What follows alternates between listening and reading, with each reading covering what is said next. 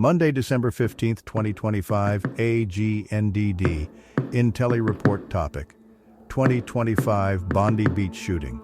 Please pardon any visual and informational inaccuracies in this partially AI-generated article-based video. Tragic shooting disrupts Hanukkah celebration at Bondi Pavilion, highlighting rising tensions in Australia. Bondi Beach in Sydney's eastern suburbs is a hub for Australia's Jewish community, one of the nation's largest alongside Melbourne's. The area faced heightened security after the unrelated Bondi Junction stabbings in April 2024. Since the Gaza war began in October 2023, attacks on Jewish individuals and communities have risen in Australia. In August 2024, ASIO elevated the national terrorism threat level from possible to probable, partly due to tensions from the conflict. The incident occurred during Chabad's annual Chanukah by the Sea event at Archer Park, near Bondi Pavilion, drawing nearly 1,000 attendees to celebrate Hanukkah's start.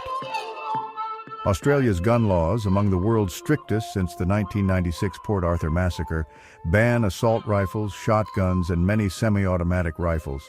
However, firearm numbers and licenses have grown. New South Wales reported 260,000 gun licenses in 2025, up from 181,000 in 2001. Summary of Bondi Pavilion shooting incident. Videos captured two men dressed in black firing on a crowd from a footbridge near Bondi Pavilion during Chanukah by the Sea 2025. They used at least one bolt-action rifle, firing around 50 initial gunshots, totaling 103 bullets. Emergency services were alerted at 1847 AEDT, with New South Wales Police confirming the response by 1857. BBC Verify authenticated an 11-minute video from 50 meters away, showing the attack's start, police arrival, and treatment of wounded attendees. An unarmed bystander tackled one shooter from behind, disarming him and turning the weapon against him. The shooter fled to the bridge where his accomplice was. A police officer, using a tree for cover, shot and injured both gunmen. Another bystander, an asylum seeker, kicked a weapon away but was briefly mistaken for an attacker. Police apprehended the pair. One died at the scene, the other was hospitalized in critical condition under guard. Summary of the attack. The attack resulted in 16 deaths, with 14 fatalities at the scene, including one gunman, and 2 in hospital. Victims' ages ranged from 10 to 87, including a 10-year-old girl named Matilda. 43 people were injured, including the second gunman, with 5 in critical condition.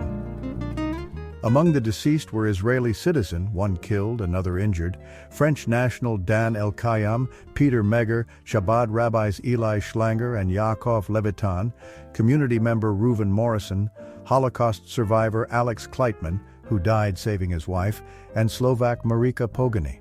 Several Chabad emissaries were wounded. This incident marks Australia's second deadliest mass shooting, surpassed only by the 1996 Port Arthur massacre and its deadliest terror event in history.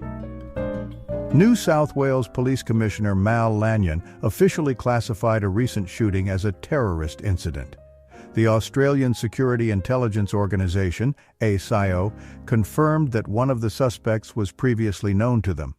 Following the attack, authorities discovered 2 improvised explosive devices, IEDs, inside the suspect's vehicle and a third one nearby. The police bomb squad successfully neutralized and removed all bombs, ensuring public safety. No further details on the suspects or motives were immediately released. New South Wales Police identified the shooters as a 50-year-old father and his 24-year-old son. The father, who arrived in Australia in 1998 on a student visa and later obtained residency, was killed at the scene. A gun club member, he owned 6 licensed firearms believed used in the attack.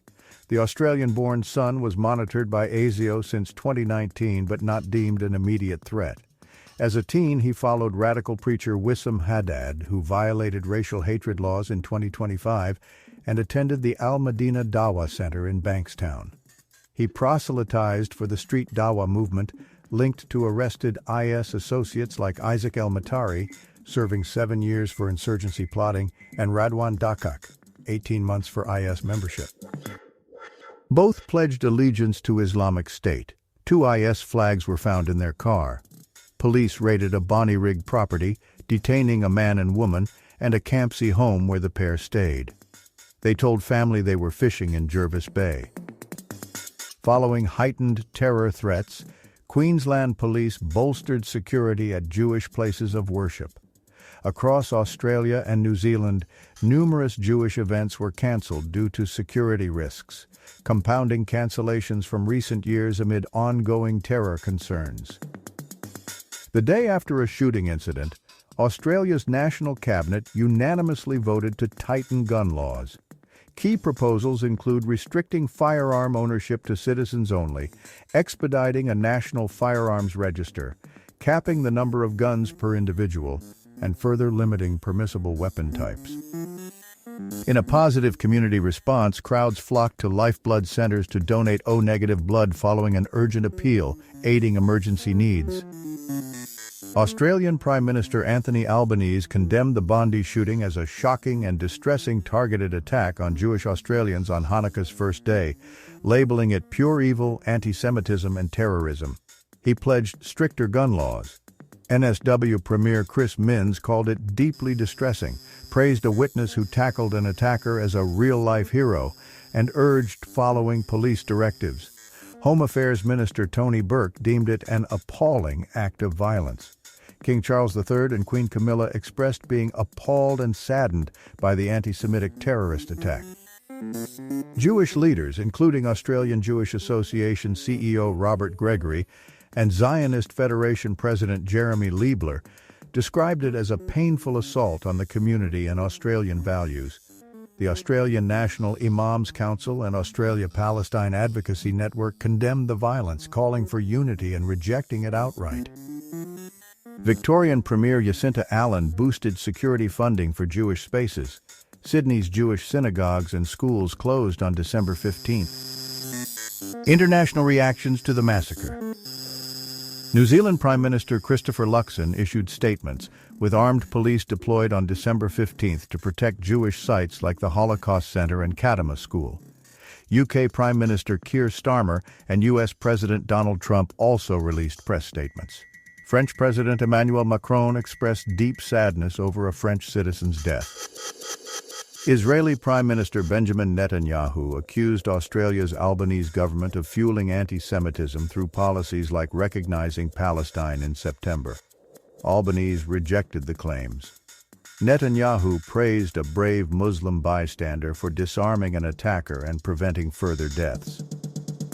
Iranian responses varied. The Foreign Ministry condemned the shooting, while Tasnim News Agency and Sabarin News praised it. Mehr News Agency and IRGC officer Mohammad Reza Nagdi alleged it was an Israeli false flag operation. The Bondi Pavilion shooting underscored rising anti-Semitic threats in Australia, prompting calls for enhanced community security amid ongoing investigations into the attacker's motives.